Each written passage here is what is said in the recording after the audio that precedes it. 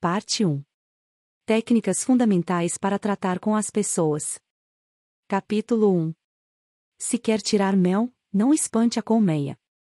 No dia 7 de maio de 1931, a cidade de Nova York testemunhou a mais sensacional caçada humana de que a velha metrópole já teve notícia.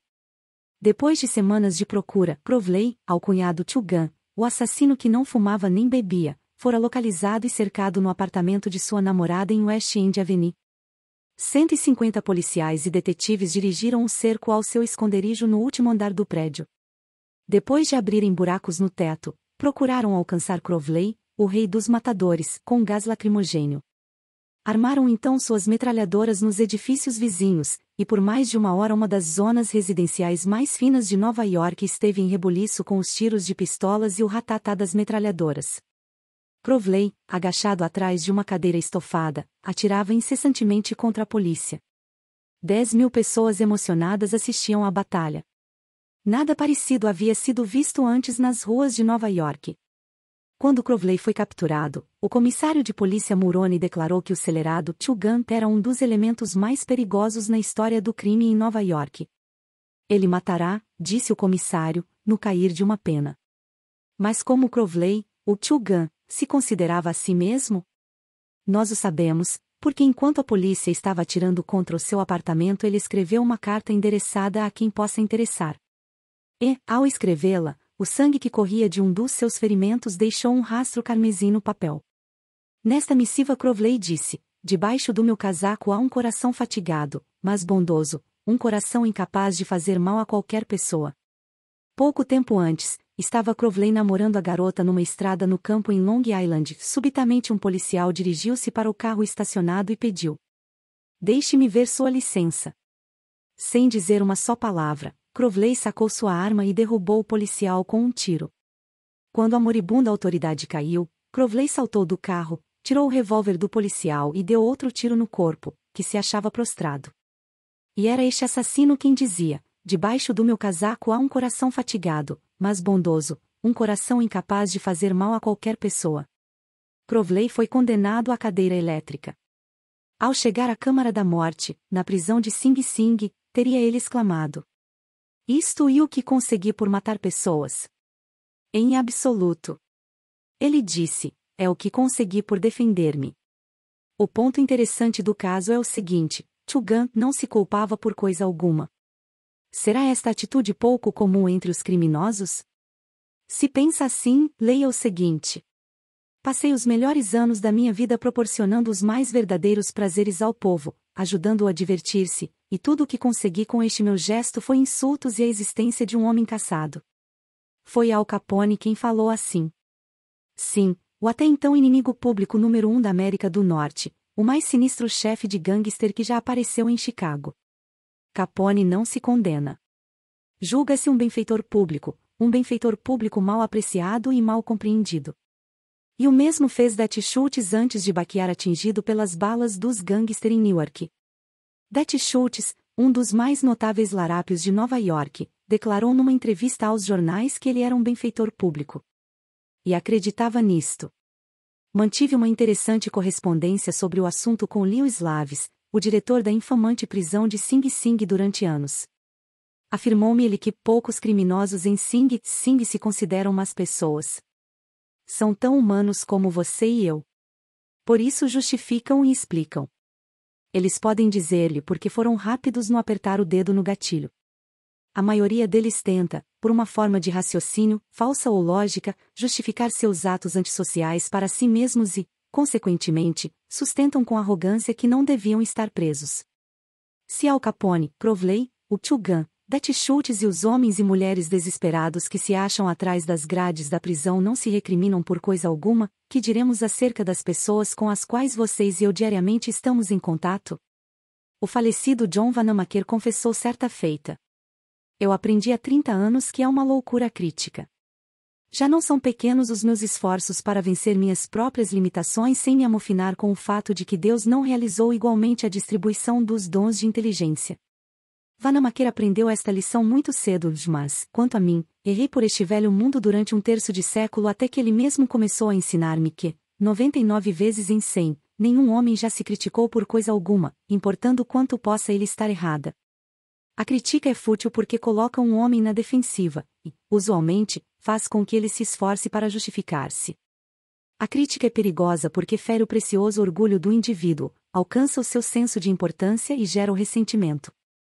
B.F. Skinner, um mundialmente famoso psicólogo, através de seus experimentos demonstrou que um animal que é recompensado por bom comportamento aprenderá com maior rapidez e reterá o conteúdo aprendido com muito maior habilidade que um animal que é castigado por mau comportamento. Estudos recentes mostram que o mesmo se aplica ao homem. Através da crítica não operamos mudanças duradouras e a miúde ocorre o ressentimento.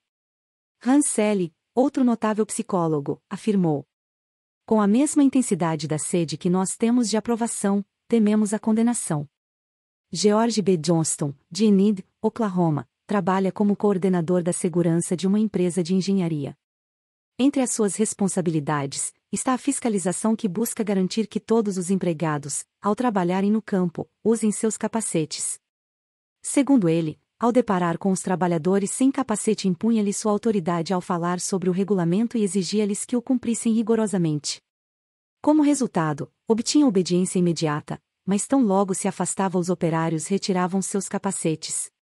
Decidiu por isso experimentar uma abordagem diferente. Na primeira oportunidade em que viu alguns dos trabalhadores infringindo os regulamentos, perguntou-lhe se o capacete era desconfortável ou se ele não se ajustava às suas cabeças. Em seguida lembrou-lhes, empregando um tom de voz agradável, que os capacetes tinham a função de prevenir acidentes e sugeriu que eles os usassem, para seu próprio bem, durante o período de trabalho. O resultado foi um aumento da observância do regulamento, sem que surgissem ressentimentos ou perturbações emocionais.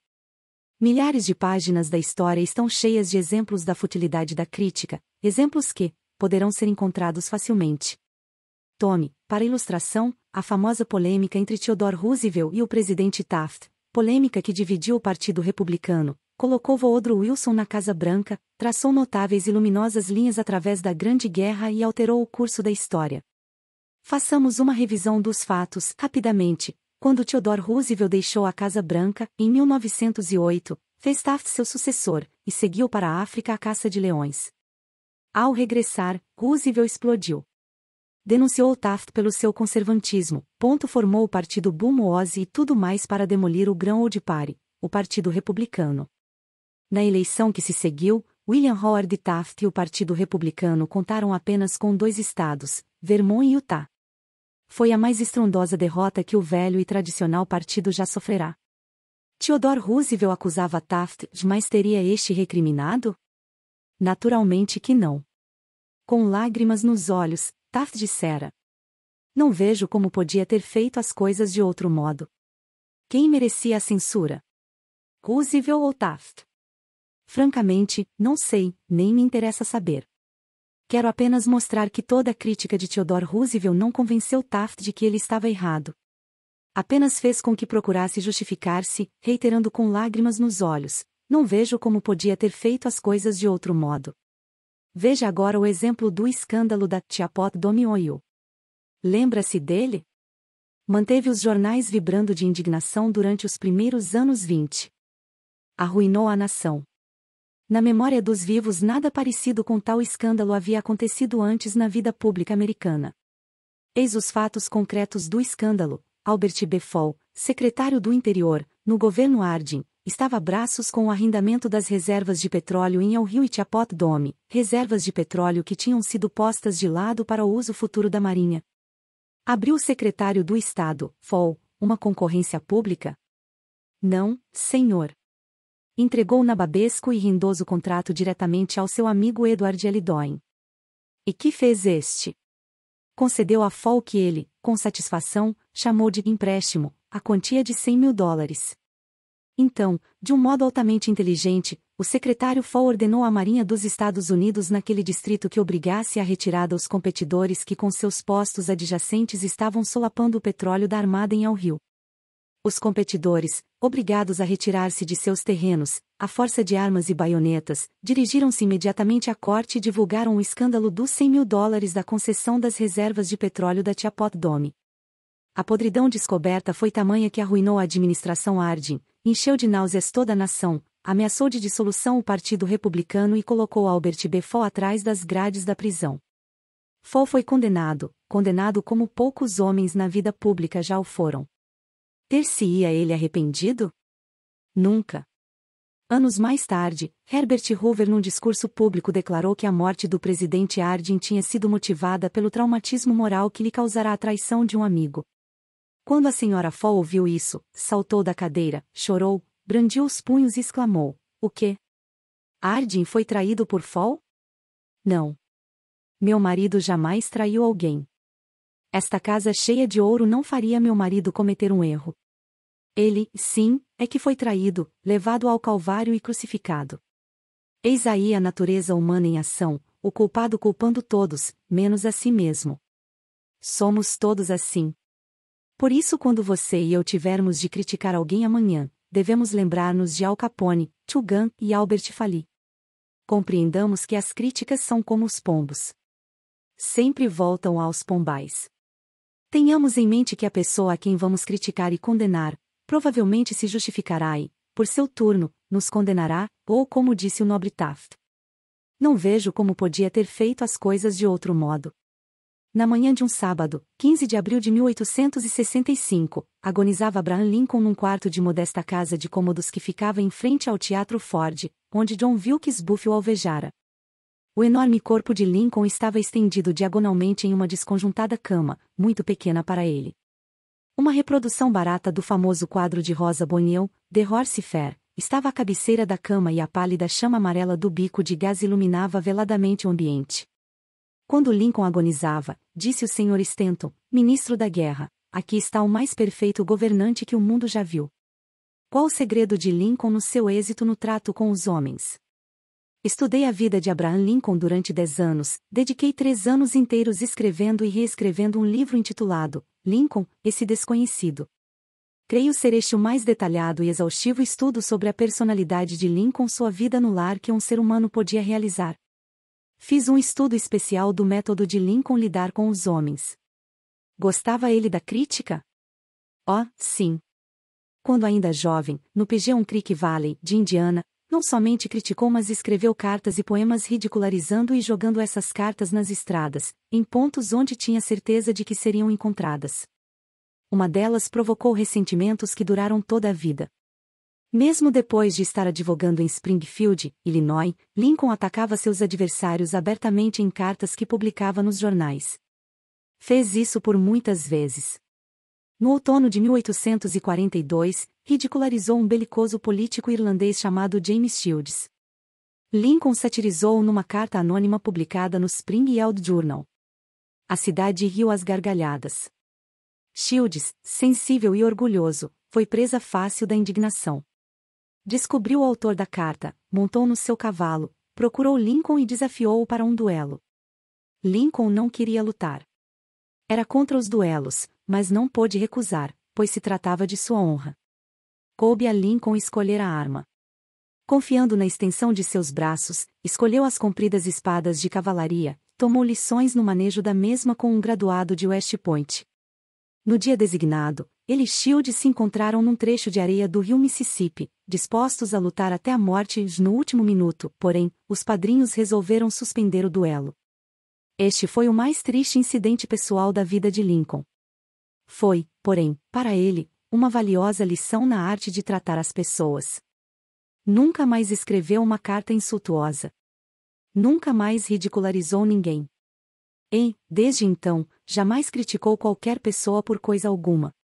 De tempos em tempos, durante a Guerra Civil, Lincoln colocou sucessivamente, à testa do exército do Potomac, vários generais, e todos eles, McClellan, Pope, Burnside, Hooker, Meade, erraram tragicamente, levando Lincoln a andar de um lado para outro em desespero. Metade da nação condenava rancorosamente os incompetentes generais, mas Lincoln, com malignidade para nenhum e com caridade para todos, manteve-se em paz. Uma das máximas que sempre repetia era: "Não julgueis, se não quiserdes ser julgados." E, quando a senhora Lincoln e outros falavam asperamente dos sulistas, Lincoln replicava: "Não os critiquem, são eles exatamente o que nós seríamos sob idênticas condições." Contudo, se algum homem teve oportunidade para criticar, certamente este homem foi Lincoln. Tomemos apenas um exemplo. A Batalha de Gettysburg foi travada durante os 3 primeiros dias de julho de 1863. Durante a noite de 4 de julho, Lee começou a retirar-se para o sul, enquanto tempestades de chuva inundavam todo o país.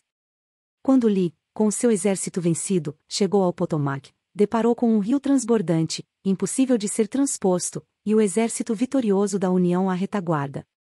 Lee caíra numa armadilha. Não podia escapar. Lincoln viu isso. Era uma oportunidade única, concedida pelos céus, a oportunidade para capturar o exército de Lee e pôr, imediatamente, um ponto final na guerra. Assim, empolgado pela realização da grande esperança, Lincoln ordenou a Meade atacasse Lee sem demora, sem mesmo ouvir um conselho de guerra para tomar tal decisão. Lincoln mandou suas ordens pelo telégrafo e um mensageiro especial foi enviado a Meade, pedindo uma ação imediata. E que fez o general Meade? Justamente o oposto. Convocou um conselho de guerra, em flagrante violação às ordens de Lincoln. Hesitou, retardou. Telegrafou toda espécie de desculpas. Recusou atender a ordem de atacar Lee. Finalmente, as águas baixaram e Lee escapou pelo Potom, com suas forças. Lincoln ficou furioso. Que significa isso? Gritou para seu filho Robert. Grande Deus! Que significa isso? Tivemos os inimigos em nossas mãos, apenas precisávamos apertar o cerco para que se rendessem. Além disso, nada do que eu disse ou fiz pôde fazer o exército movimentar-se. Em tais condições qualquer general teria derrotado Lee. Se eu tivesse ido lá, eu mesmo surraria. Tomado do maior desapontamento, Lincoln sentou-se e escreveu a Meade. Convém notar que, neste período de sua vida, Lincoln já era extremamente prudente e muito comedido na sua linguagem. Desse modo, a carta que se segue, escrita por Lincoln, em 1863, era uma evidência de sua mais severa censura. Meu caro general, não posso acreditar que o senhor haja compreendido a extensão do infortúnio no tocante à fuga de Lee. Ele esteve nas suas mãos e se tivesse apertado o cerco, com os seus últimos sucessos, o de agora representaria o fim da guerra. Mas, depois do que sucedeu, a guerra prolongar-se-á indefinidamente. Se o senhor não pôde atacar Lee, segunda-feira passada, com certeza de vitória, como poderá fazê-lo no sul do rio, quando poderá contar com muito menor força, apenas 2/3 da tropa que estava em suas mãos? Nada justifica tal esperança e eu não acredito que o senhor possa agir com eficiência. Sua oportunidade áurea já passou, e eu me confesso verdadeiramente sentido com isso. Que supõe o leitor haver feito Meade ao ler tal carta? Meade nunca viu esta missiva. Lincoln nunca a enviou ao seu destinatário. Ela foi encontrada entre os papéis de Lincoln, depois de sua morte. Minha opinião, e que é apenas uma opinião, depois de escrever a carta, Lincoln olhou para fora das janelas e disse para si mesmo: espere um minuto. Talvez eu não deva ser tão temerário. É muito fácil para mim, comandante, sentado aqui na Casa Branca, dar ordens a Meade para atacar, mas se eu estivesse lá em Gettysburg, e tivesse visto tanto sangue como Meade viu durante a última semana, e os meus ouvidos estivessem ainda cheios de gritos e gemidos dos feridos e dos moribundos, talvez eu não sentisse tanta ânsia para atacar. Se eu tivesse o temperamento tímido de Meade, talvez fizesse justamente o que ele fez. De qualquer modo, a água já está embaixo da ponte. Se eu mando esta carta, ela aliviará meus sentimentos, mas fará também com que Meade procure justificar-se. Fará Meade condenar-me. A carta provocará ressentimentos incompatíveis com a sua qualidade de comandante e poderá forçá-lo a renunciar ao seu posto no exército. Assim, como eu já disse, Lincoln atirou a carta para o lado, porque aprenderá, numa dura experiência, que as críticas violentas e as repreensões redundam sempre em futilidade. Theodore Roosevelt disse que quando, como presidente, se defrontava com certos problemas complexos, costumava virar-se para trás e olhar para um grande retrato de Lincoln que fica atrás da cadeira presidencial na Casa Branca e perguntar a si mesmo: que faria Lincoln se estivesse em meu lugar? Como resolveria ele este problema? A próxima vez que estivermos tentados a passar um sabão em alguém, façamos o seguinte: tiremos uma nota de $5 do bolso e perguntemos, olhando a efígie de Lincoln impressa na cédula: como Lincoln resolveria este problema? Que faria ele em meu lugar? Mark Twain às vezes perdia a calma e escrevia cartas cujo conteúdo chegava a deixar o papel enrubescido. Para dar um exemplo, certa vez ele escreveu a um homem que o provocara: "Está me solicitando os seus próprios funerais. Eu os providenciarei assim que você voltar a abrir a boca contra mim." Em outra ocasião escreveu a um editor a respeito das tentativas de um revisor de melhorar minha ortografia e pontuação. Ele determinou o seguinte: "Doravante encerre essa questão seguindo à risca meus manuscritos e certifique-se de que o revisor conservará as sugestões dele na papa do cérebro deteriorado que só a ele pertence." Mark Twain sentia-se aliviado depois de tais provocações por carta. As cartas permitiam-lhe desabafar-se, ademais, não causavam dano real algum, uma vez que a esposa de Mark, secretamente, as retirava dentre a correspondência postal. Assim, jamais chegaram a ser enviadas. Você conhece alguém a quem deseja modificar, aconselhar e melhorar? Excelente! Isso é muito bom. Estou inteiramente a favor. Mas por que não começar por si mesmo? De um ponto de vista eminentemente egoísta, é muito mais proveitoso do que experimentar melhorar os outros, sim, e um pouco menos perigoso. Não se queixe da neve no telhado da casa do seu vizinho, quando a soleira da sua porta não está limpa, disse Confúcio. Quando eu ainda era um jovem e procurava vivamente impressionar as pessoas, escrevi uma carta idiota a Richard Arden Davis, um autor que se destacava então no horizonte literário dos Estados Unidos. Estava preparando um artigo de revista sobre escritores, e pedi a Davis que me dissesse alguma coisa sobre o seu método de trabalho. Algumas semanas antes havia recebido uma carta de alguém com a seguinte nota ao pé da folha, ditada, mas não lida. Isso me causou profunda impressão. Pareceu-me que o escritor devia ser muito grande, muito ocupado e muito importante, e como eu desejava ardentemente causar qualquer impressão a Richard Arden Davis, terminei minha pequena carta com as palavras: ditada, mas não lida. Arden não se deu ao trabalho de responder à minha carta. Devolveu-me simplesmente com as seguintes palavras escritas de um lado a outro do papel na parte inferior: "Sua falta de educação é suplantada pela sua falta de educação." Na verdade, eu estava errado, e talvez merecesse sua observação. Mas, ser humano, ressenti-me com a resposta. Senti tanto que ao ler a notícia da morte de Richard Arden Davis, 10 anos mais tarde, o único pensamento que me veio à mente, envergonho-me até de confessá-lo, foi a ofensa que ele me fizera com a sua observação. Se você e eu quisermos evitar amanhã um ressentimento que poderá prolongar-se por décadas e durar até a morte, sejamos indulgentes e não critiquemos, pois assunto nenhum justifica a crítica. Quando tratarmos com pessoas, lembremo-nos sempre de que não estamos tratando com criaturas de lógica. Estamos tratando com criaturas emotivas, criaturas suscetíveis às observações norteadas pelo orgulho e pela vaidade. A crítica mordaz fez com que o sensível Thomas Hardy, um dos mais finos romancistas que já apareceram na literatura inglesa, abandonasse para sempre os trabalhos de ficção. A crítica levou Thomas Chatterton, o poeta britânico, ao suicídio. Benjamin Franklin, um tanto descontrolado na sua juventude, tornou-se tão diplomata, tão hábil no lidar com as pessoas, que foi nomeado embaixador americano na França. O segredo do seu sucesso? "Não falarei mal de nenhum homem", disse ele, "e falarei tudo de bom que souber de cada pessoa." Qualquer idiota pode criticar, condenar e queixar-se, e a maioria dos idiotas faz isso. Mas é preciso ter caráter e autocontrole para ser complacente e saber perdoar. Um grande homem demonstra sua grandeza, na opinião de Carlyle, pelo modo como trata os pequenos. Bob Hoover, famoso piloto de teste, bastante solicitado para realizar acrobacias aéreas, depois de uma dessas demonstrações em San Diego estava voltando a casa em Los Angeles. A 300 pés de altura, como descreveu a revista especializada Flight Operations, ambos os motores da aeronave repentinamente pararam. Através de uma hábil manobra, ele conseguiu aterrissar e, embora ninguém se tenha ferido, o avião ficou bastante danificado. Após proceder à aterrissagem de emergência, a primeira providência de Hoover foi examinar o tanque do avião. Tal como suspeitara, o aparelho da Segunda Grande Guerra Mundial tinha sido abastecido com combustível de jato, não com gasolina. Voltando ao aeroporto, pediu para ver o mecânico que tinha abastecido o avião. O rapaz se mostrou profundamente abalado com o erro que havia cometido. Quando Hoover aproximou-se dele, lágrimas escorriam-lhe pelas faces. Acabará de causar a perda de um avião extremamente dispendioso e por pouco não causou a perda de 3 vidas. Era de se imaginar a fúria de Hoover, as palavras cruéis que esse piloto meticuloso e orgulhoso de si desfecharia contra o rapaz. Mas Hoover não repreendeu o mecânico, ao contrário, abraçou-o e disse: para lhe provar que tenho certeza de que jamais voltará a fazer o que fez, quero que você amanhã abasteça o meu F-51.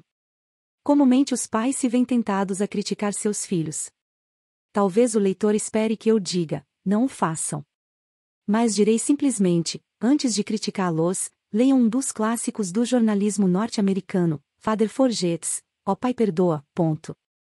O texto apareceu a primeira vez como editorial no People's Home Journal. Vamos reproduzi-lo aqui, com a permissão do autor, tal como foi condensado pelo Reader's Digest. O Pai Perdoa é um daqueles escritos que, criados num momento de autêntico sentimento, toca a sensibilidade de alguns leitores e continua a repercutir dentro deles, a ponto de se tornar uma leitura favorita. Desde sua aparição, segundo o autor, W. Livingston Larned, foi reproduzido em centenas de revistas, publicações empresariais e jornais de todo o país. Foi publicado em vários idiomas quase que na mesma proporção. Autorizei sua divulgação a milhares de pessoas que desejavam lê-lo em escolas, igrejas e conferências. Esteve no ar em incontáveis oportunidades e programas. Curiosamente, também foi utilizado por periódicos universitários além de revistas colegiais. Por vezes, um pequeno artigo, misteriosamente, parece ligar as pessoas. E este, sem dúvida, o conseguiu. O Pai Perdoa. W. Livingston, Larned. Escute, filho, enquanto falo isso, você está deitado, dormindo, uma mãozinha enfiada debaixo do seu rosto, os cachinhos louros molhados de suor grudados na fronte. Entrei sozinho e sorrateiramente no seu quarto. Há poucos minutos atrás, enquanto eu estava sentado lendo meu jornal na biblioteca, fui assaltado por uma onda sufocante de remorso. E, sentindo-me culpado, vim para ficar ao lado de sua cama. Andei pensando em algumas coisas, filho, tenho sido intransigente com você. Na hora em que se trocava para ir à escola, ralhei com você por não enxugar direito o rosto com a toalha. Chamei-lhe a atenção por não ter limpado os sapatos. Gritei furioso com você por ter atirado alguns de seus pertences no chão. Durante o café da manhã, também impliquei com algumas coisas. Você derramou o café fora da xícara. Não mastigou a comida. Pôs o cotovelo sobre a mesa. Passou manteiga demais no pão. E quando começou a brincar e eu estava saindo para pegar o trem, você se virou, abanou a mão e disse: Tchau, papai, e, franzindo o senho, em resposta lhe disse: endireite esses ombros. De tardezinha, tudo recomeçou. Voltei e quando cheguei perto de casa vi-o ajoelhado, jogando bolinha de gude. Suas meias estavam rasgadas. Humilhei-o diante de seus amiguinhos fazendo-o entrar na minha frente. As meias são caras, se você as comprasse tomaria mais cuidado com elas. Imagine isso, filho, dito por um pai. Mais tarde, quando eu lia na biblioteca, lembra-se de como me procurou, timidamente, uma espécie de mágoa impressa nos seus olhos. Quando afastei meu olhar do jornal, irritado com interrupção, você parou à porta. O que é que você quer? Perguntei implacável. Você não disse nada, mas saiu correndo no ímpeto na minha direção, passou seus braços em torno do meu pescoço e me beijou. Seus braços foram se apertando com uma afeição pura que Deus fazia crescer em seu coração e que nenhuma indiferença conseguiria extirpar. A seguir retirou-se, subindo correndo os degraus da escada. Bom, meu filho, não passou muito tempo e meus dedos se afrouxaram, o jornal escorregou por entre eles, e um medo terrível e nauseante tomou conta de mim. Que estava o hábito fazendo de mim? O hábito de ficar achando erros, de fazer reprimendas, era dessa maneira que eu o vinha recompensando por ser uma criança. Não que não o amasse, o fato é que eu esperava demais da juventude. Eu o avaliava pelos padrões da minha própria vida. E havia tanto de bom, de belo e de verdadeiro no seu caráter. Seu coraçãozinho era tão grande quanto o sol que subia por detrás das colinas. E isso eu percebi pelo seu gesto espontâneo de correr e de dar-me um beijo de boa noite. Nada mais me importa nesta noite, filho. Entrei na penumbra do seu quarto e ajoelhei-me ao lado de sua cama, envergonhado. É uma expiação inútil. Sei que, se você estivesse acordado, não compreenderia essas coisas. Mas amanhã eu serei um papai de verdade. Serei seu amigo, sofrerei quando você sofrer, rirei quando você rir. Morderei minha língua quando palavras impacientes quiserem sair pela minha boca. Eu irei dizer e repetir, como se fosse um ritual. Ele é apenas um menino, um menininho. Receio que o tenha visto até aqui como um homem feito. Mas, olhando agora, filho, encolhido e amedrontado no seu ninho, certifico-me de que é um bebê. Ainda ontem esteve nos braços de sua mãe, a cabeça deitada no ombro dela. Exigi muito de você, exigi muito. Em lugar de condenar os outros, procuremos compreendê-los. Procuremos descobrir por que fazem o que fazem. Essa atitude é muito mais benéfica e intrigante do que criticar, e gera simpatia, tolerância e bondade. Conhecer tudo é perdoar tudo. Como disse o Dr. Johnson, o próprio Deus, Senhor, não se propõe julgar o homem até o final de seus dias. Por que o faríamos, você e eu? Princípio 1. Não critique, não condene, não se queixe. Capítulo 2. O grande segredo de tratar com as pessoas. Sob o firmamento existe apenas um meio de conseguir que alguém faça alguma coisa. Você já meditou alguma vez nisto? Sim, apenas um único meio.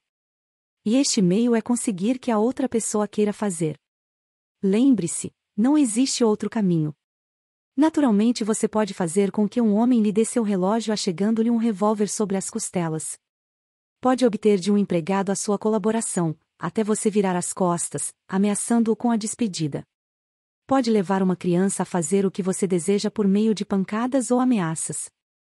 Mas todos estes métodos cruéis têm repercussões profundamente indesejáveis.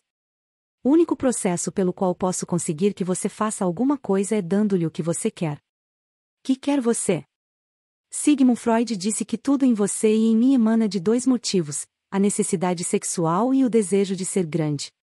John Dewey, o mais profundo dos filósofos da América, opina um pouco diferentemente. Diz que a mais profunda das solicitações na natureza humana é o desejo de ser importante. Guarde esta frase, o desejo de ser importante. É ela muito significativa. Você vai ouvir bastante acerca da mesma neste livro. Que quer você? Não muitas coisas, mas as poucas coisas que você deseja apresentam-se com uma insistência que não poderá ser negada. Quase todo adulto normal deseja: 1. Saúde e preservação da vida. 2. Alimento. 3. Repouso. 4. Dinheiro e as coisas que o dinheiro pode proporcionar. 5. Vida futura. 6. Satisfação sexual. 7. O bem-estar dos filhos. 8. Uma sensação de importância. Quase todos esses desejos são satisfeitos, todos, menos um. Existe um que se apresenta quase tão profundo, quase tão imperioso como o desejo de alimento ou de repouso e que raramente é satisfeito. É o que Freud chama o desejo de ser grande, é o que Dewey designa por desejo de ser importante. Certa feita Lincoln começou uma carta dizendo: todos gostam de um cumprimento. William James disse: o mais profundo princípio da natureza humana é a ânsia de ser apreciado. Ele não falou, veja bem, do desejo ou da vontade, ou da aspiração de ser apreciado. Falou na ânsia de ser apreciado. Aqui está uma espécie de fome humana insaciável, e os poucos indivíduos que honestamente satisfazem esta avidez tão enraizada no coração terão as pessoas na palma da sua mão e, mesmo o proprietário de uma empresa funerária fica triste quando elas morrem. O desejo de sentir-se importante é uma das principais diferenças entre as pessoas e os animais. Para ilustrar. Quando eu era um rapazola, na fazenda, em Missouri, meu pai criava porcos de pura raça Duroc Jersey e gado com o melhor pedigree de focinho branco. Costumávamos expor nossos porcos e nosso gado focinho branco nas feiras e nas exposições de rebanhos do Middle-West. Conseguimos primeiros lugares várias vezes.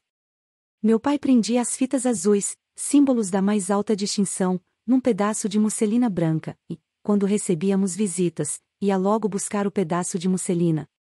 Meu pai segurava numa extremidade e eu na outra quando exibíamos as fitas azuis.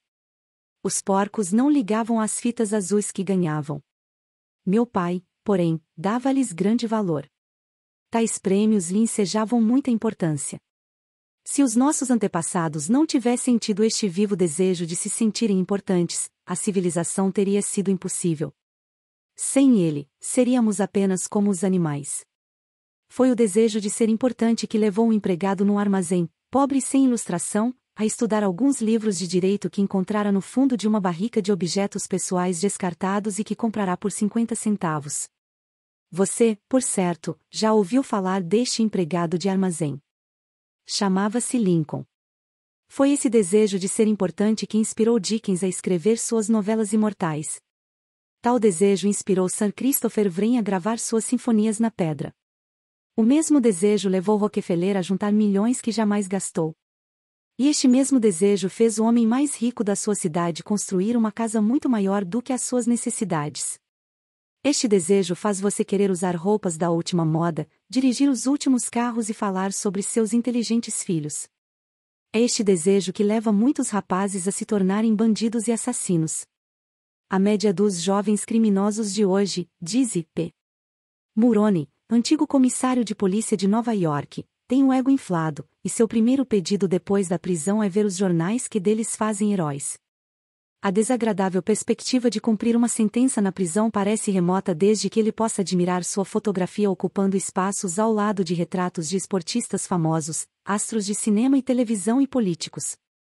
Se você me disser que se sente importante, eu lhe direi quem é você.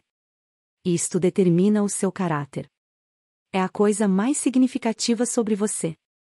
Por exemplo, John D. Rockefeller satisfazia seu desejo de importância dando dinheiro para erigir um hospital moderno em Pequim, na China, para cuidar de milhões de pessoas pobres, as quais nunca viu nem veria. Dillinger, por outro lado, satisfazia o desejo de ser importante sendo um bandido, um assaltante de bancos, um assassino. Quando os agentes do FBI andavam à sua procura, ele apareceu numa casa de fazenda em Minnesota e disse: "Eu sou Dillinger", sentia-se orgulhoso de ser o inimigo público número 1. "Eu não vou fazer-lhe mal algum, mas eu sou Dillinger", disse ele. Sim, a única diferença fundamental entre Dillinger e Rockefeller é o modo como eles satisfaziam o desejo de importância. A história está cheia de exemplos divertidos de pessoas famosas lutando para se sentirem importantes.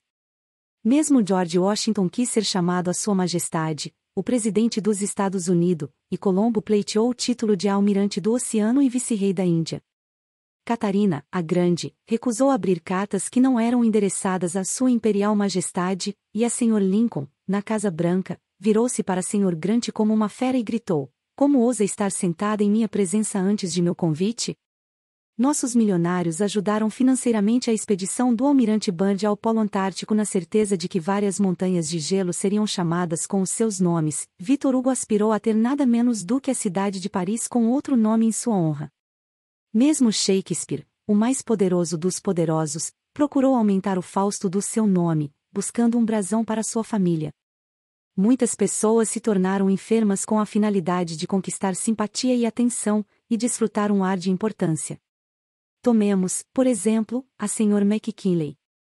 Ela satisfez seu desejo de importância, forçando o marido, o presidente dos Estados Unidos, a esquecer os importantes negócios do país enquanto ficava reclinado na cama a seu lado, durante horas, envolvendo-a nos braços, ninando-a para dormir.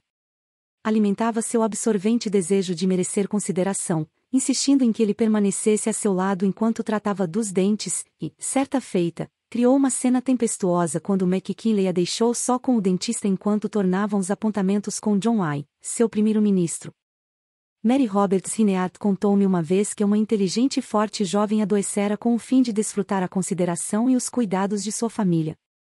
Um dia, disse a Sra. Rineart, esta mulher teve que encarar qualquer coisa, sua idade talvez. Os anos solitários já haviam passado e tinha ela que esperar muito pouco da vida. Foi para a cama e, por 10 anos, sua velha mãe subiu e desceu para o terceiro andar, levando-lhe bandejas, como enfermeira. Mas, um dia, a velha senhora, cansada com tal serviço, foi para a cama e morreu. Por algumas semanas a enferma definhou, resolveu levantar-se, vestiu-se e recomeçou a viver. Certas autoridades declaram que algumas pessoas atualmente se tornam doentes muita vez para encontrar na terra dos sonhos da insanidade a consideração que lhes fora negada no áspero mundo das realidades.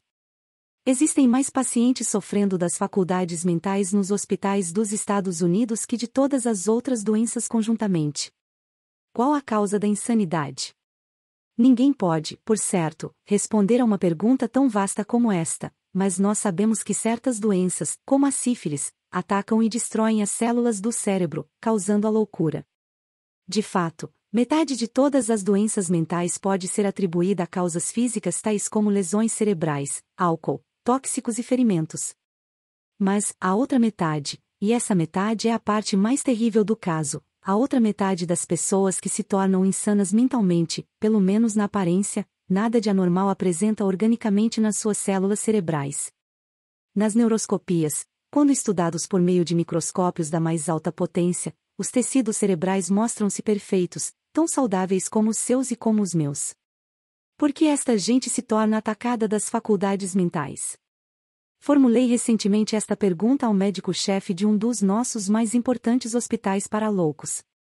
Este doutor, que receberá as mais altas honrarias e os mais ambicionados títulos pelo valor dos seus conhecimentos no campo da psiquiatria, confessou-me, com toda franqueza, que ele mesmo não sabia por que as pessoas se tornavam insanas. De certo ninguém sabe. Mas disse que muita gente se torna assim porque encontra na insanidade a satisfação da consideração que sempre almejou e que não teve facilidade de encontrar no mundo real. Contou-me, então, o seguinte caso. Tenho agora uma cliente cujo casamento foi uma verdadeira tragédia. Ela queria amor, satisfação sexual, filhos e prestígio social, mas a vida trouxe-lhe o aniquilamento de todas as esperanças. Seu marido não a amava. Recusava-se mesmo a fazer as refeições com ela, obrigando-a a servir os alimentos no próprio quarto. Ela não teve filhos, nem destaque social. Tornou-se louca e, em sua imaginação, divorciou-se do marido e retomou seu nome de solteira. Acredita agora que se consorciou na alta aristocracia britânica e faz questão de ser chamada de Lady Smith. No tocante aos filhos, imagina que tem um novo bebê cada noite. Sempre que chego para visitá-la, diz-me: doutor, tive um filhinho a noite passada. Uma vez desfeita a vida, todos os barcos dos sonhos se esbatem nas rochas ásperas da realidade, mas, nas encantadoras fantásticas ilhas da loucura, todas as suas galeras correm para Porto, velas enfunadas e o vento assobiando em torno dos mastros. Trágico? Oh, não sei. Seu médico me disse, se eu pudesse com minhas mãos restituir sua sanidade mental, não o faria. Ela é muito mais feliz assim como está.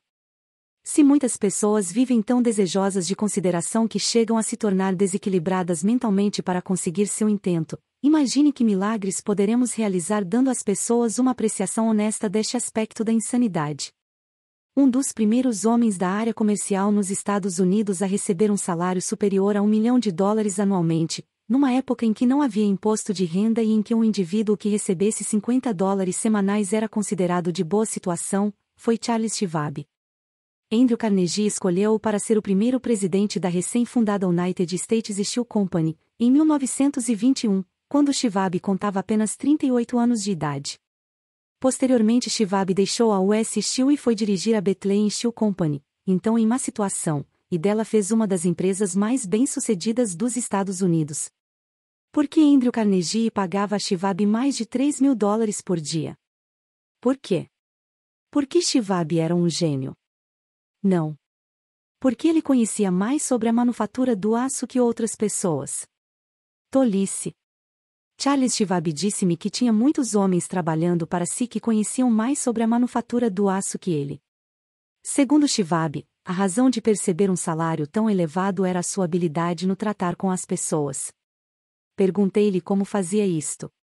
Eis o segredo, exposto por suas próprias palavras, palavras que deviam ser gravadas na eternidade do bronze e postas em cada lar e escola, em todas as lojas e em todos os escritórios da terra, palavras que as crianças deviam decorar ao invés de gastar o seu tempo decorando a conjugação dos verbos latinos ou a quantidade das chuvas anuais, palavras, enfim, que transformarão a sua e a minha vida, caso nos resolvamos a segui-las. Considero minha habilidade em despertar o entusiasmo entre os homens, disse Schwab, a maior força que possuo, e o meio mais eficiente para desenvolver o que de melhor há em homem é a apreciação e o encorajamento. Não há meio mais capaz de matar as ambições de um homem do que a crítica dos seus superiores. Nunca critico quem der que seja. Acredito no incentivo que se dá a um homem para trabalhar. Assim, sempre estou ansioso para elogiar, mas repugna-me descobrir faltas. Se gosto de alguma coisa, sou sincero na minha aprovação e pródigo no meu elogio. Eis o que Shivab fazia. Mas o que faz a média dos homens? Exatamente o oposto. Se não gosta de qualquer coisa, investe contra o subordinado, mas, se gosta, não diz coisa alguma. Como reza um dito: o mal fiz uma vez, e nisso sempre falaram, o bem fiz 2 vezes, mas nisso nunca falaram.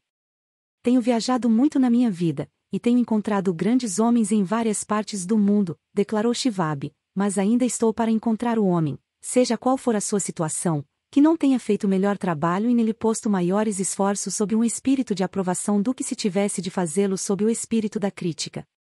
Isto, disse ele francamente, foi uma das principais razões do fenomenal sucesso de Andrew Carnegie. Carnegie elogiava seus associados publicamente, do mesmo modo que o fazia em particular.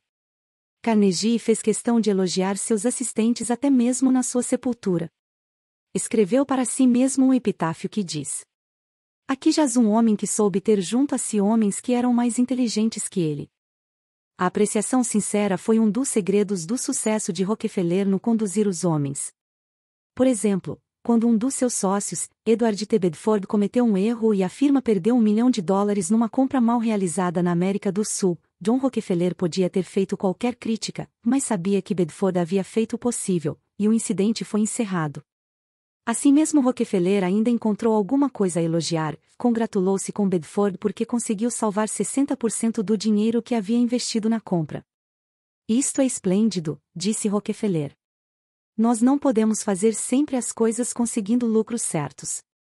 Tenho no meu arquivo uma história que, sei bem, nunca aconteceu, mas que, por ilustrar uma verdade, vou repeti-la aqui de acordo com esta anedota. Uma lavradora, depois de um duro dia de trabalho, colocou na mesa, na frente de seus companheiros, um monte de feno.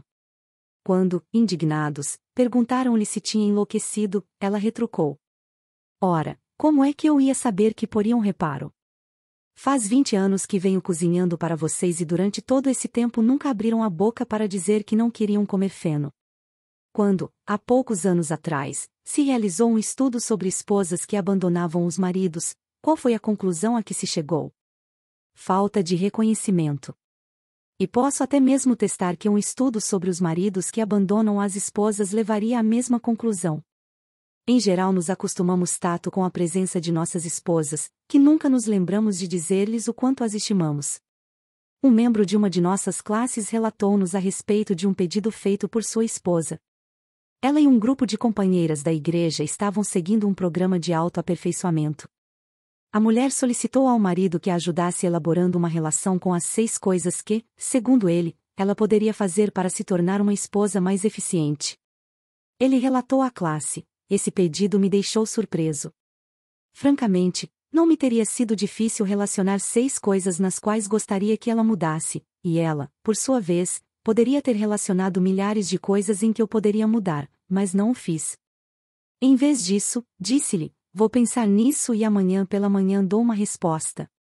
Na manhã seguinte, levantei-me muito cedo, liguei para uma floricultura e pedi que entregassem 6 rosas vermelhas à minha esposa, acompanhadas de um cartão com os dizeres: não consigo me lembrar de 6 coisas em que você poderia mudar. Eu a amo do jeitinho que você é. Quando cheguei em casa naquela noite, adivinhem quem me recebeu à porta? Exatamente. Minha esposa. Estava quase chorando.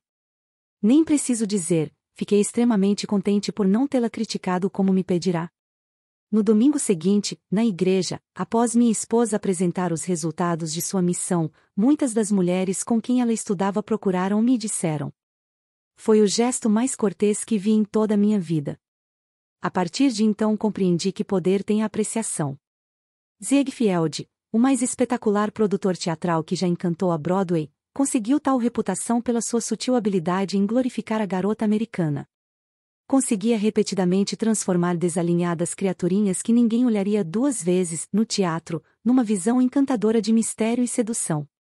Conhecendo o valor da apreciação e da confiança, ele fazia as mulheres sentirem-se belas pelo penetrante poder dos seus galanteios e considerações. Era prático, aumentava o salário de suas coristas de $30 por semana a 175. E também era cavalheiresco, na noite de abertura das folies, mandava um telegrama às estrelas nos seus camarins, e cobria cada corista, no espetáculo, com rosas à American Beauty.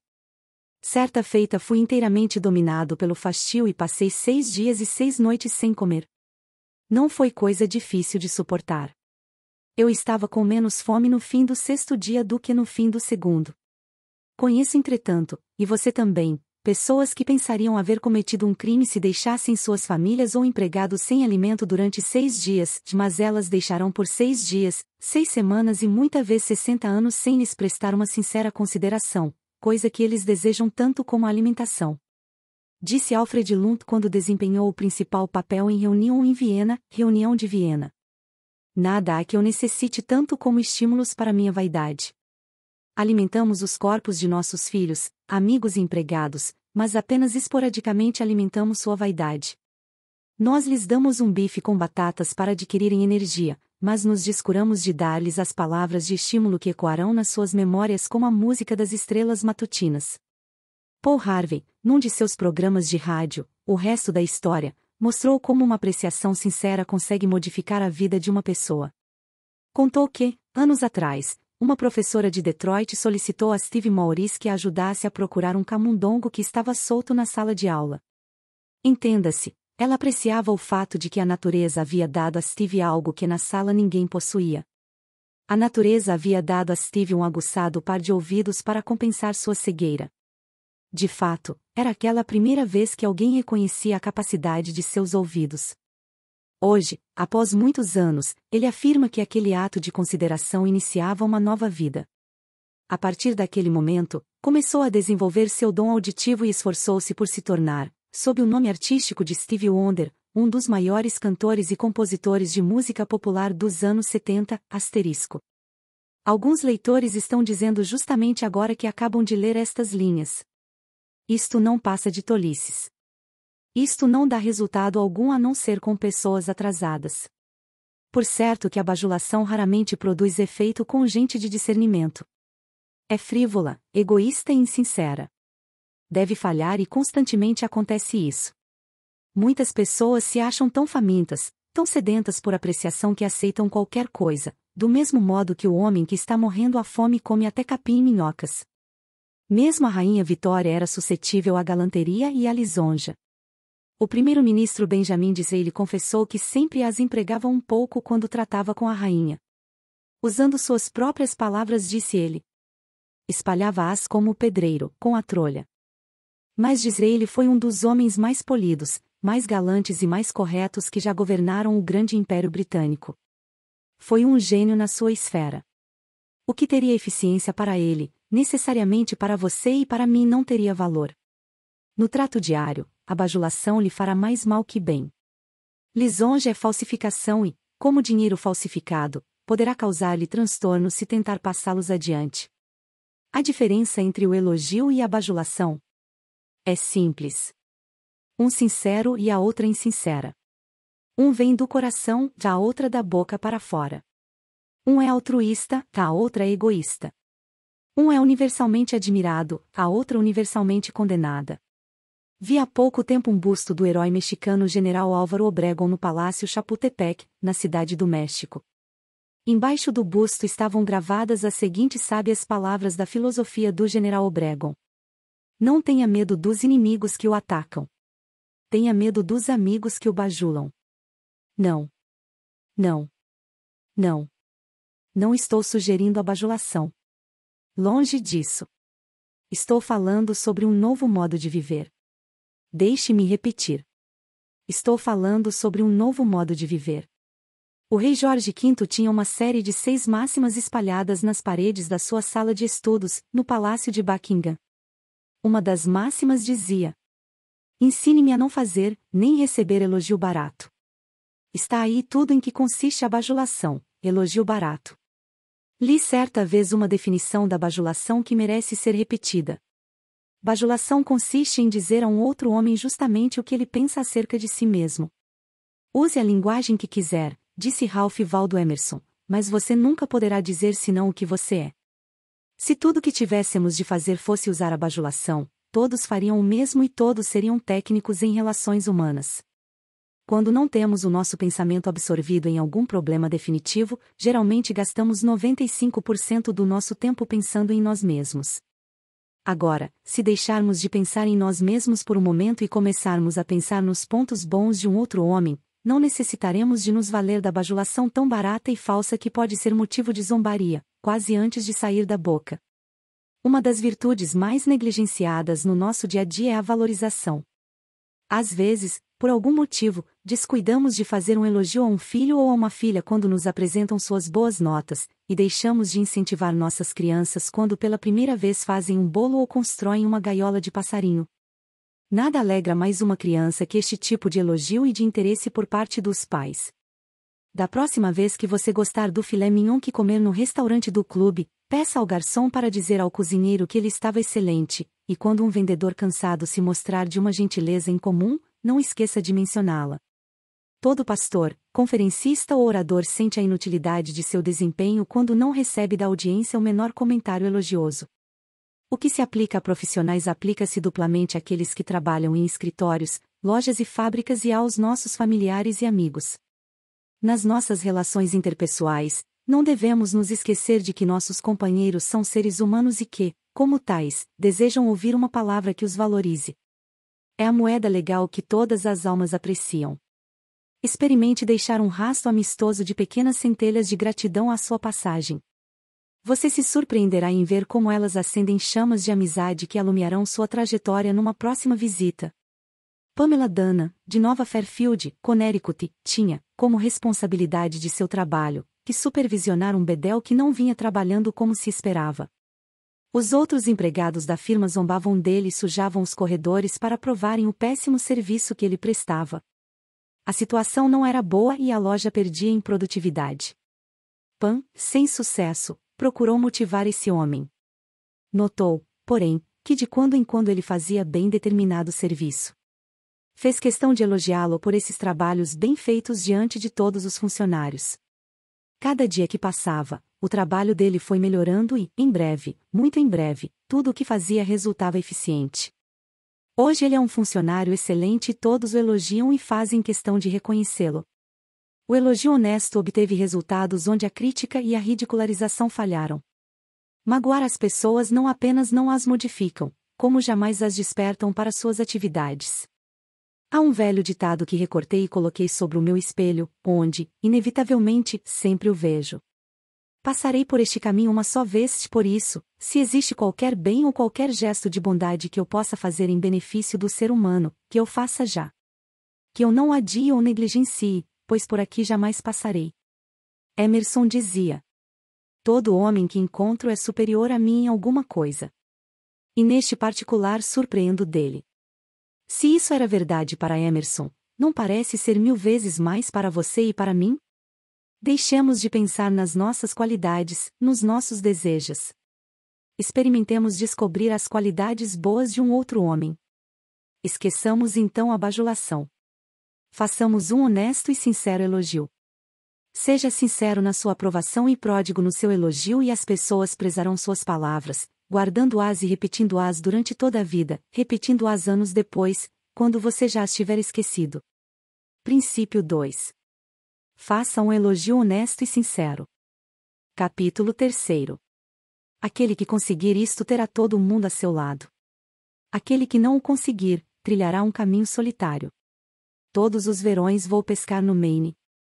Pessoalmente sou um apaixonado pelos morangos com creme, mas sei que, por uma estranha razão, os peixes gostam mais de minhocas. Por isso, quando vou pescar, não penso sobre o que mais me agrada. Penso sobre a predileção dos peixes. Meu primeiro cuidado é não iscar o anzol com morangos com creme. Penduro sempre uma minhoca ou um gafanhotinho no anzol e passo-o em frente dos peixes, perguntando-lhes: vocês não gostariam de provar tal comida? Por que não usar o mesmo senso prático no pescar os homens? Foi o que fez Lloyd George, primeiro-ministro da Grã-Bretanha, durante a Primeira Guerra Mundial.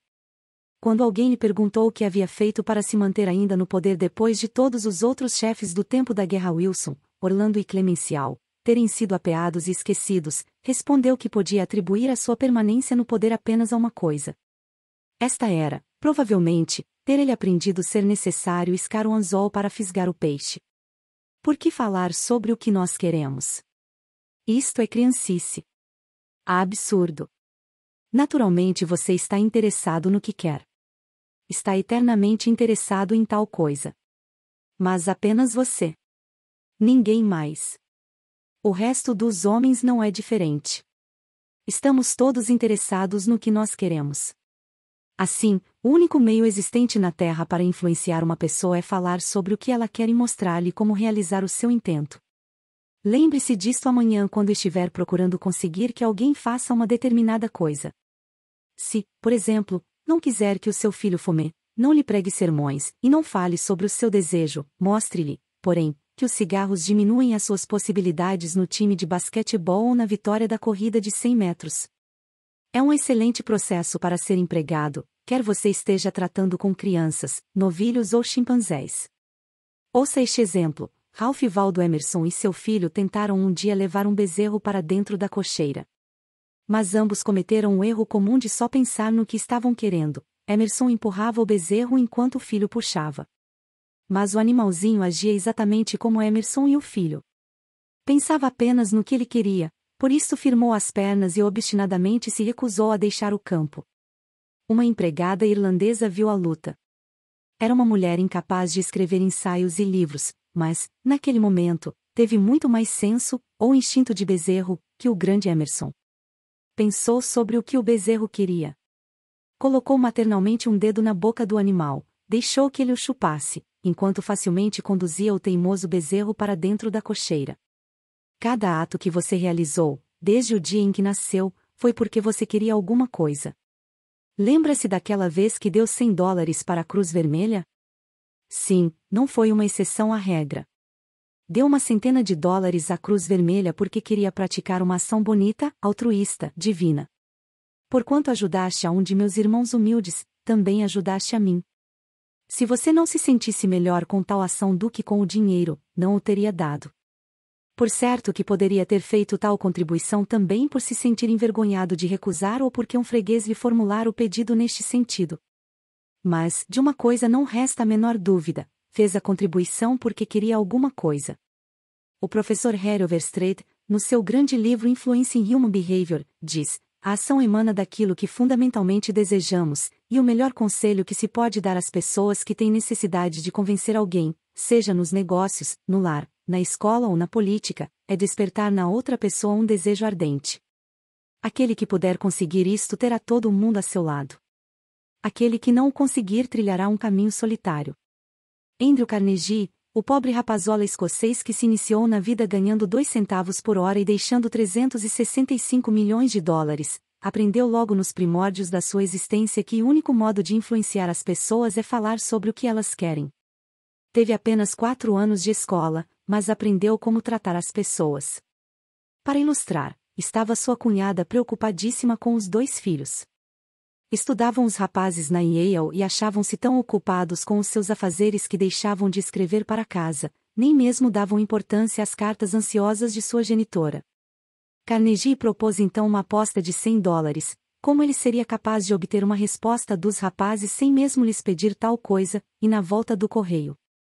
Alguém aceitou a aposta. Carnegie escreveu aos sobrinhos uma carta comum e no pós-escrito mencionou, casualmente, que mandava uma nota de $5 para cada um deles. Esqueceu-se, porém, de incluir o dinheiro.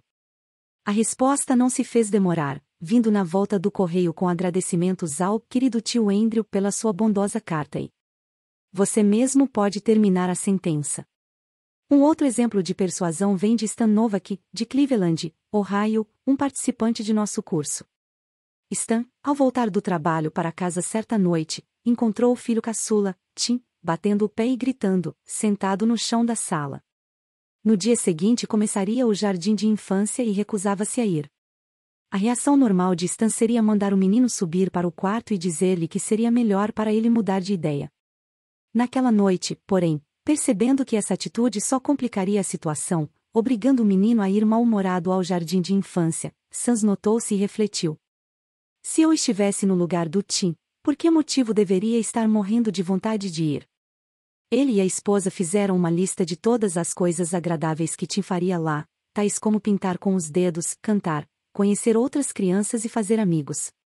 Trataram, então, de colocar essas coisas em prática.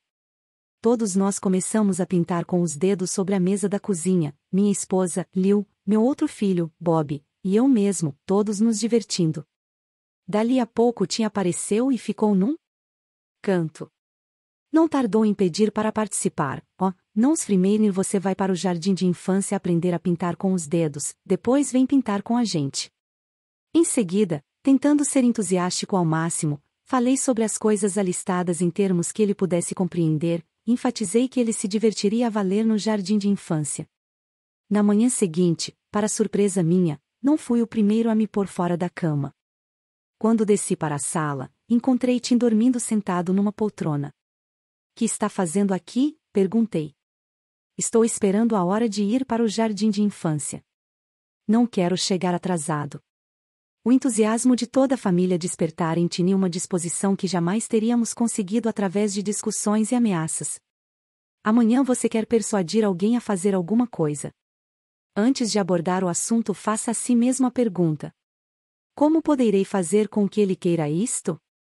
Uma pergunta assim evitará a nossa pressa e a falta de trato com outras pessoas tagarelando futilmente apenas sobre nossos desejos. Certa vez aluguei o grande salão de bailes de um hotel de Nova York para 20 noites em cada estação, nele realizar uma série de conferências. No começo de uma estação, fui subitamente informado de que teria de pagar quase 3 vezes mais que o preço anterior. Tal notícia chegou ao meu conhecimento depois de já estarem os bilhetes impressos e distribuídos e feitos todos os anúncios. Naturalmente, eu não desejava pagar o aumento, mas como falar no hotel sobre o que eu queria? Os proprietários estavam interessados apenas no que eles desejavam. Assim, alguns dias depois fui ver o gerente. Fiquei um pouco chocado ao receber sua carta, disse eu, mas, apesar de tudo, não o condeno por isso. Se eu estivesse no seu lugar, provavelmente teria enviado uma carta idêntica.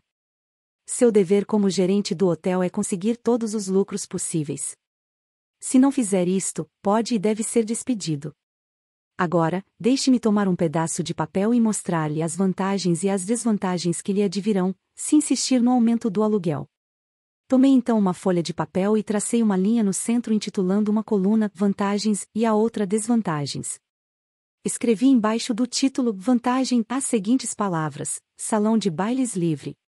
Então acrescentei: o senhor contará com a vantagem de ter o salão de bailes livre para alugar para danças e convenções.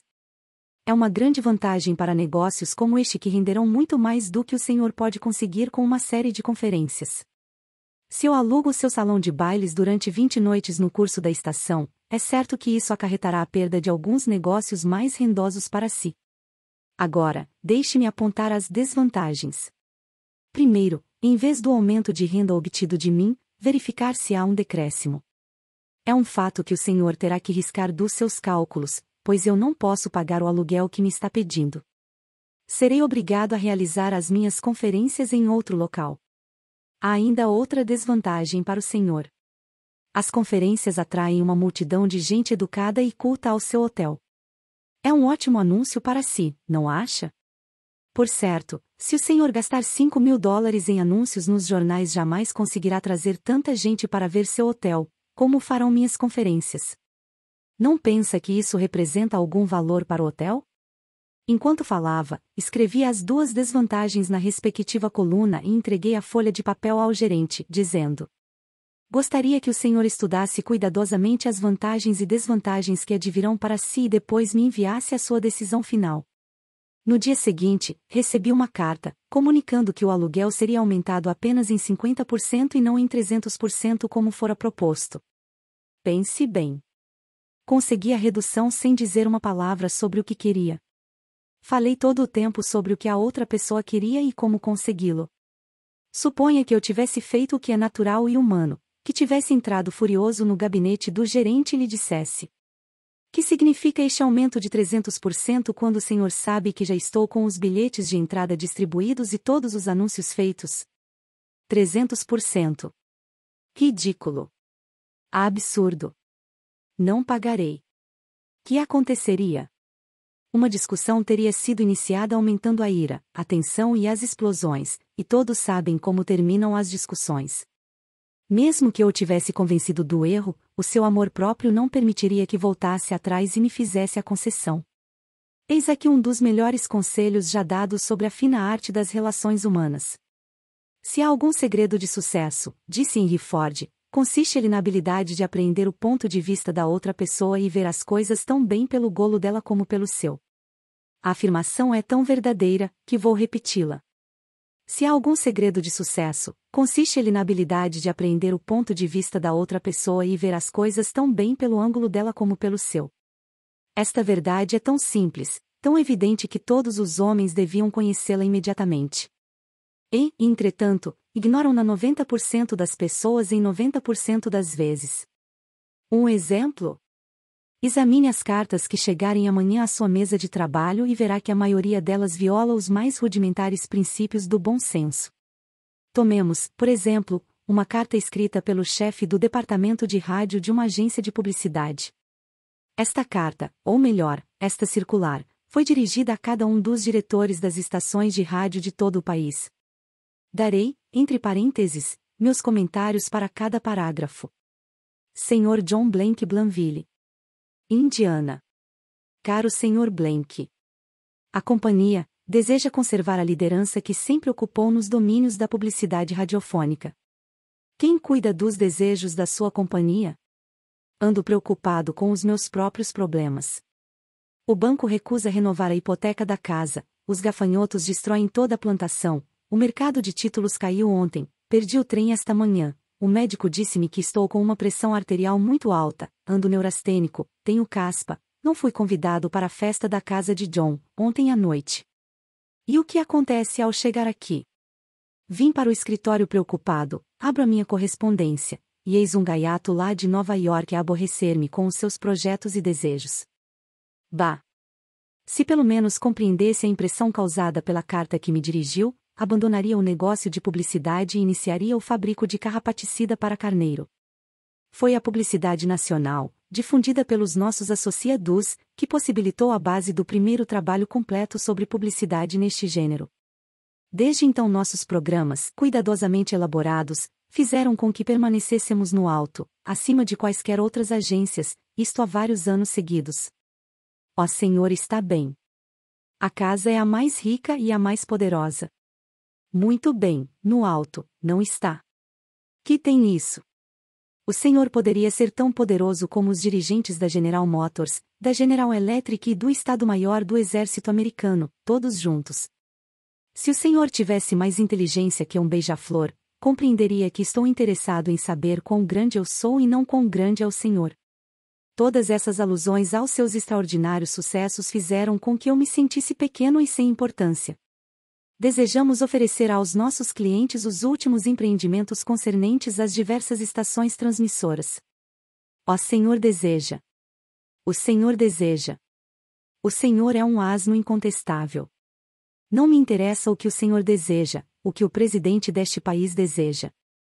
Deixe-me dizer uma vez por todas que apenas estou interessado no que eu desejo, e o Senhor não disse uma só palavra sobre isto na sua absurda carta. Poderia, pois, fornecer-nos a lista preferencial com todos os empreendimentos relativos aos programas e horários e todos os detalhes de que necessitamos para a escolha judiciosa do melhor tempo para a emissão dos nossos anúncios? Lista preferencial. Que ousadia! O Senhor tem nervos. Com as suas referências sobre a sua companhia, o Senhor faz que me sinta pequeno, e, então, pede-me para colocá-la numa lista preferencial, nem sequer se lembrando de pedir por favor quando sugere isto. Uma pronta resposta inteirando-nos dos seus últimos empreendimentos será útil aos nossos mútuos interesses. Ó Senhor, está louco. Manda-me uma carta mimeografada, uma carta escrita a tempos e espalhada por toda a parte como as folhas de outono, e tenho o desplante de pedir-me para sentar e ditar uma carta pessoal quando estou preocupado com a hipoteca e a minha pressão arterial. E isto para responder a uma carta mimeografada. e ainda me pede para fazer isto prontamente. Que entende o Senhor por prontamente? Não sabe que estou tão ocupado quanto o Senhor ou, pelo menos, que gosto de pensar assim? Já que estamos tratando deste assunto. Quem lhe deu o direito de senhorilmente dar-me ordens? O Senhor disse, isso será útil aos nossos mútuos interesses. Afinal, o Senhor começou a ver o meu ponto de vista, mas foi muito vago no dizer qual seria minha vantagem. Muito respeitosamente. John Doe, diretor do Departamento de Rádio. PS inclua um tópico do Glanville Journal que lhe será de interesse e que o senhor pode querer irradiar na sua estação. Finalmente, aqui embaixo, no PS, o senhor menciona alguma coisa que pode ajudar-me a resolver um dos meus problemas. Por que não começou a carta com isso? Qualquer agente de publicidade que se torne culpado de ser o autor de uma baboseira como a que o senhor me mandou, deve ter alguma coisa de anormal na medula. O senhor não precisa de uma carta relatando os meus últimos empreendimentos, o de que o senhor necessita é um pouco de iodo na glândula tireoide. Ora, se um homem que devota a sua vida à publicidade se apresenta como um técnico na arte de influenciar as pessoas para comprar, escreve uma carta destas, que podemos esperar de um açougueiro, de um padeiro ou de um mecânico? Eis aqui uma carta escrita pelo superintendente de uma grande companhia de cargas a um estudante de um dos meus cursos, Sr. Edward Vermeulen. Qual o efeito causado pela mesma no homem a quem a missiva era dirigida? Leia e depois direi. Azeregas Sons, Inc. 28, Front Street. Brooklyn, NY. Atenção, Sr. Edward Vermeulen. Cavalheiro. Os serviços de nossa estação de transbordo estão sendo prejudicados porque uma porcentagem do material das suas encomendas é despachada para nós quase à noite. Tal situação resulta para nós em congestão, trabalho extraordinário de nossa parte, demora de caminhões e, em alguns casos, demora até nos embarques. Em 10 de novembro recebemos um lote de 510 peças da sua companhia, chegando às 16h20. Solicitamos sua cooperação para evitar os futuros inconvenientes ocasionados pela tardia remessa da carga. Poderíamos pedir-lhe que, nos dias em que os seus embarques tenham um volume tão grande como na data referida, nos mandasse os caminhões mais cedo ou nos mandasse uma parte da carga ao meio-dia? A vantagem que poderia advir para o senhor, uma vez tomada tal providência, seria uma mais pronta descarga dos seus caminhões e a segurança de que as suas mercadorias seguiriam no mesmo dia da recepção. Muito atenciosamente. J. B., Superintendente. Depois de ler esta carta, o Sr. Vermeulen, diretor de vendas de Azeregas Sons, Inc., mandou-a para mim com o seguinte comentário. Esta carta teve o efeito contrário do pretendido. Começa descrevendo as dificuldades da companhia de cargas, as quais não nos interessam, falando de um modo geral. Nossa cooperação é então requerida sem se levar em conta se há ou não inconvenientes para nós, e, finalmente, no último parágrafo, menciona-se o fato de que, se cooperarmos, isso significará uma descarga mais rápida dos nossos caminhões, com a segurança de que a carga seguirá no mesmo dia da entrega. Em outras palavras, o que mais nos interessava veio mencionado por último e o efeito total foi gerar um espírito de antagonismo maior que o de cooperação. Vejamos se é possível escrever de novo e melhorar esta carta. Não gastemos tempo falando dos nossos problemas. Como Henry Ford advertiu, apreendamos o ponto de vista alheio e vejamos as coisas pelo seu ângulo tão bem como pelo nosso. Eis um meio de fazer a revisão. Pode não ser o melhor, mas veja se já não há diferença. Sr. Edward Vermeulen. Azeregas Sons, Inc. 28, Front Street. Brooklyn, NY. Prezado Sr. Vermeulen. A companhia de VS tem sido uma das nossas melhores freguesas durante 14 anos.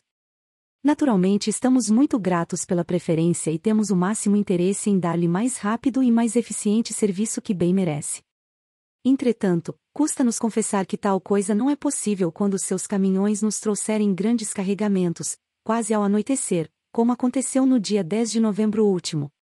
Por quê? Simplesmente porque muitos outros fregueses também fazem as suas entregas de tarde. Como é natural, isso causa congestão. O que significa terem os seus caminhões parado um tempo enorme no cais, e, algumas vezes mesmo, serem seus embarques adiados. Isto é mau, mas como pode ser evitado? fazendo entregar no cais pela manhã, quando possível, o que permitirá que os seus caminhões possam movimentar-se com facilidade, sua carga merecerá imediata atenção e os seus empregados poderão regressar cedo para o jantar em casa, deliciando-se com os magníficos macarrões de sua fabricação. Sem levarmos em conta o momento da chegada das suas entregas, estaremos sempre atentos para tudo fazer ao nosso alcance a fim de servi-lo prontamente. Vessa é um homem muito ocupado. Rogamos não desviar a atenção dos seus afazeres para responder à presente nota. Atenciosamente. J.B., Superintendente. Barbara Anderson, que trabalhou num banco de Nova York, estava disposta a mudar para Phoenix, Arizona, devido à saúde do filho. Empregando os princípios que havia aprendido em nosso curso, escreveu a seguinte carta e a enviou a 12 bancos de Phoenix. Prezado Senhor. Meus 10 anos de experiência bancária seriam de interesse a um banco que cresce tão depressa quanto o do Senhor. Tendo trabalhado em várias funções no Bankers Trust Company, de Nova York, o que me propiciou alcançar meu atual cargo de gerente de agência, adquiri muita experiência e habilidade em todas as fases bancárias, incluindo relações com depositantes, créditos, empréstimos e administração. Estarei de mudança para Phoenix no próximo mês de maio. Tenho certeza de que poderei contribuir para o seu crescimento e rendimento. Estarei em Phoenix no dia 3 de abril e gostaria de ter a oportunidade de mostrar ao Senhor de que modo poderei colaborar com os objetivos de seu banco. Atenciosamente. Barbara L. Anderson. O leitor acha que a senhora Anderson recebeu alguma resposta a essa carta? Pois 11 dos 12 bancos convocaram-na para uma entrevista e ela ainda pôde escolher que oferta aceitar.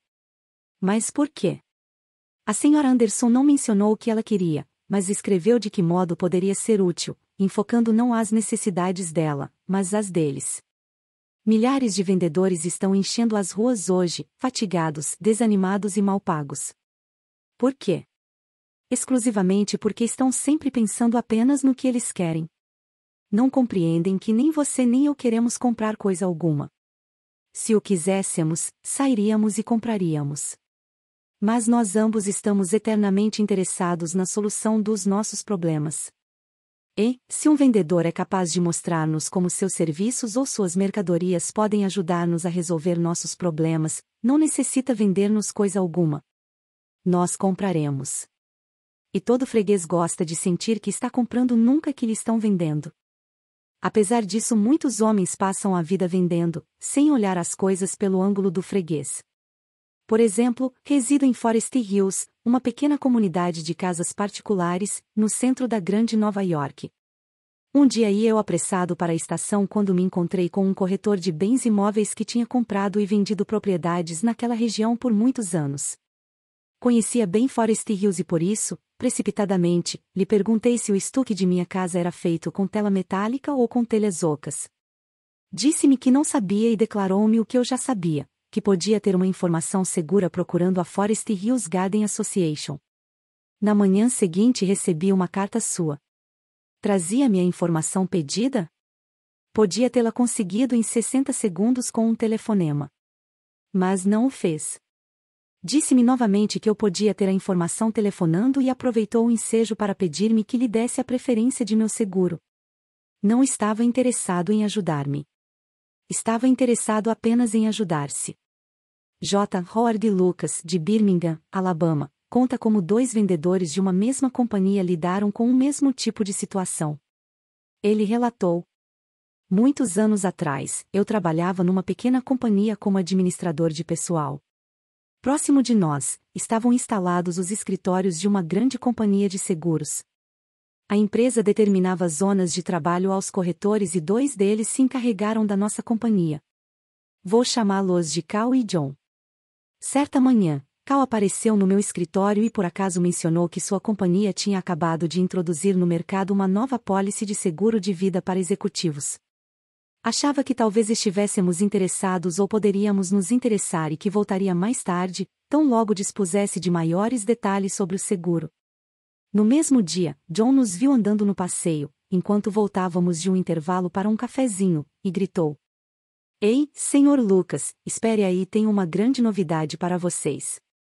Ele se apressou e, muito entusiasmado, falou-nos sobre uma apólice de seguro de vida para executivos que sua companhia tinha lançado naquele mesmo dia. A mesma apólice mencionada por acaso por Cal. Ele queria que adquiríssemos uma das primeiras. Deu-nos uma série de informações importantes sobre a cobertura de riscos e terminou acrescentando: a apólice é tão recente, que amanhã vou ter de pedir a alguém do escritório para me explicar como é que ela funciona. Por enquanto, preencham os formulários e assinem-nos, porque assim teremos mais dados com que ir trabalhando. O entusiasmo dele nos deixou interessados em ter as apólices, embora não tivéssemos, no momento, maiores informações sobre elas. Mais tarde, os detalhes vieram a confirmar o que John havia compreendido delas, e ele não apenas conseguiu vendê-las ao pessoal do escritório, como também dobrou nossa cobertura. Cal também teria vendido as apólices, mas não houve da parte dele nenhum esforço para despertar em nós a vontade de comprá-las. O mundo está cheio de pessoas assim, exploradoras e que só olham para si. Por isso, o raro indivíduo que desinteressadamente procura ser útil aos outros, desfruta enormes vantagens. Encontra pequena concorrência.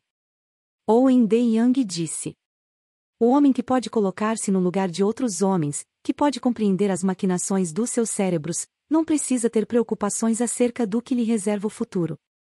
Se depois de ler este livro conseguir uma coisa, um aumento na tendência de pensar sempre dentro do ponto de vista das outras pessoas e encarar as coisas pelo seu ângulo, se obtiver esta coisa, ela facilmente lhe provará que é um dos marcos da sua vida. Considerar o ponto de vista alheio e despertar no outro um desejo de possuir algo não deve ser entendido como uma manipulação, decorrendo disso que a pessoa fará alguma coisa em detrimento dela e em benefício de quem a persuadiu. Numa negociação, ambas as partes saem beneficiadas. Nas cartas ao Sr. Vermeulen, ambos, tanto o remetente quanto o destinatário, ganharam ao trocarem informações. Tanto o banco quanto a Sra. Anderson ganharam com a carta enviada por ela, no sentido de que o banco contratou uma valiosa funcionária e a Sra. Anderson, um emprego ajustado às suas necessidades. E, no caso da venda da apólice de seguro ao Sr. Lucas por John, ambos saíram ganhando nessa transação. Um outro exemplo em que ambas as partes saem ganhando, com o emprego do princípio de despertar um desejo ardente na outra pessoa, vem de Michael E. Viden, de Warwick, Rhode Island, vendedor local da Shell Oil Company. Mike tinha a ambição de ser o vendedor número 1 no seu distrito, mas um dos postos oferecia-lhe obstáculo. O posto era dirigido por um senhor de idade avançada que de modo algum encontrava estímulo para organizar seu estabelecimento. Dessa maneira, suas viadas caíam em números expressivos. O gerente não dava ouvidos a Mike, que lhe sugeria melhorar o posto. Depois de muita insistência e de conversas francas que, diga-se, não conseguiram demover o senhor, Mike decidiu convidar o gerente para fazer uma visita ao novo posto que a Shell havia inaugurado recentemente na sua região. O gerente ficou tão impressionado com os recursos do novo posto, que acabou por limpar e organizar o seu, registrando um certo aumento nas vendas. Isso propiciou a Mike a oportunidade de se tornar o melhor vendedor de sua região. Nenhuma conversa ou discussão o tinha ajudado, mas tão logo despertou um desejo ardente no velho gerente, simplesmente mostrando-lhe o moderno posto, as portas estavam abertas para alcançar sua meta. E ambos, Mike e o gerente, saíram ganhando. A maioria dos homens vai à escola e aprende a ler Virgílio e dominar os mistérios dos cálculos sem jamais descobrir como funcionam seus cérebros. Vejamos um exemplo. Certa feita dei um curso sobre fala eficaz para jovens universitários que iam entrar para a Carrier Corporation, grande fabricante de aparelhos de ar-condicionado. Um dos participantes pretendeu persuadir os outros para irem jogar basquetebol e eis como agiu.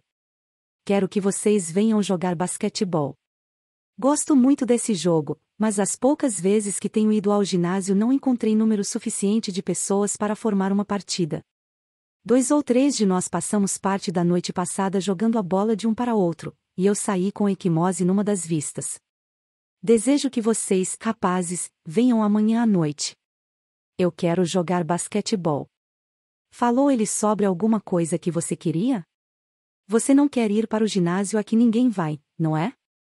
Você não se interessa pelo que ele quer. Não deseja conseguir também uma equimose, certamente. Podia ele mostrar-lhe como obter as coisas que você deseja com o uso do ginásio? Seguramente. Mais vida. Provoca um grande apetite. esclarece o cérebro. Diversões. Jogos. Basquetebol. Repetindo o sábio conselho do professor Overstreet. Primeiro, despertar na outra pessoa um desejo ardente. Aquele que conseguir isto terá o mundo todo a seu lado. Quem não o conseguir, trilhará um caminho solitário. Um dos estudantes dos cursos de treinamento do autor andava preocupado com o seu filhinho. A criança tinha o peso abaixo do normal e recusava-se a comer. Os pais empregavam um método comum. Repisavam e repreendiam. Mamãe quer que você tome isto e aquilo. Papai quer que você cresça para ser um grande homem. Prestou a criança alguma atenção a tais pedidos? Prestou tanta atenção como você e eu prestamos a um simples grão de areia em toda a extensão de uma praia. Nenhum homem com um traço de senso comum poderá esperar que uma criança de 3 anos compreenda o ponto de vista de um pai que tem 30 primaveras. Entretanto, era precisamente o que ele estava esperando. Ridículo. Finalmente, compreendeu. Disse então para si mesmo: que quero meu filho? Como poderei harmonizar o que ele quer com o que eu quero? Foi tarefa fácil quando começou a pensar sobre o assunto. Seu filho possuía um velocípede no qual gostava de passear para baixo e para cima, diante da casa, em Brooklyn. Poucas portas abaixo na mesma rua, vivia um menino grandalhão que costumava fazer o garoto descer do velocípede para passear nele. Naturalmente, o garoto corria choramingando para sua mamãe e esta tinha de ir tomar o velocípede das mãos do grandalhão e entregá-lo novamente ao filho. Isto acontecia quase todos os dias. Que desejava o garoto? Não é necessário ser um Sherlock Holmes para responder a esta pergunta. Seu orgulho, sua ira, seu desejo de ser importante, todas as mais fortes emoções de sua formação, incitavam-no a tomar uma vingança, a dar um soco no nariz do grandalhão. E quando seu pai lhe disse que podia desancar o prestígio do garoto maior algum dia, para o que apenas precisava comer as coisas que a sua mamãe queria que ele comesse, quando seu pai lhe prometeu isto, desapareceram todos os problemas dietéticos. O menino começou a comer espinafre, salsichas, peixe salgado, tudo enfim, somente para se tornar bastante forte a fim de surrar o grandalhão que o havia humilhado várias vezes. Depois de resolver tal problema, o pai encontrou-se diante de outro. O garoto adquirira o hábito, não muito santo, de urinar na cama. Dormia com a avó.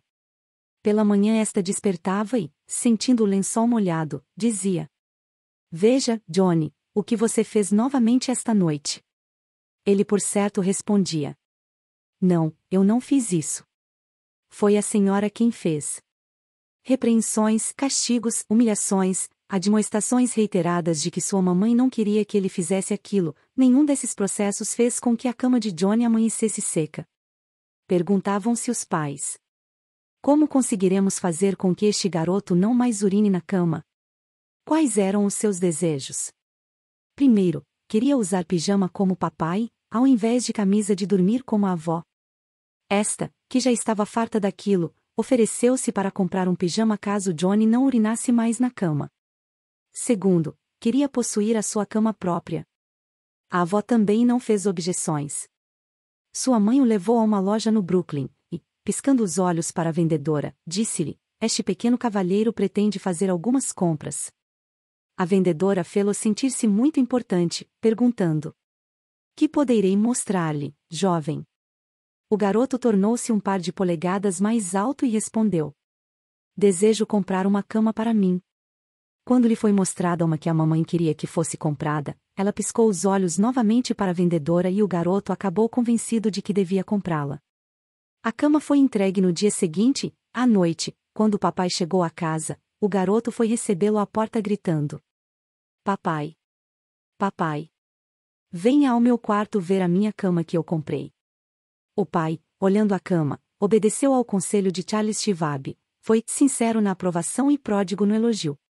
"Você agora não vai molhar a sua caminha, não é?" perguntou. "Oh!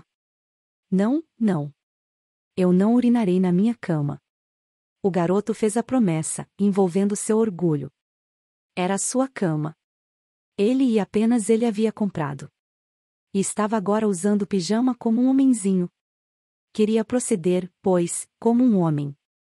E assim fez.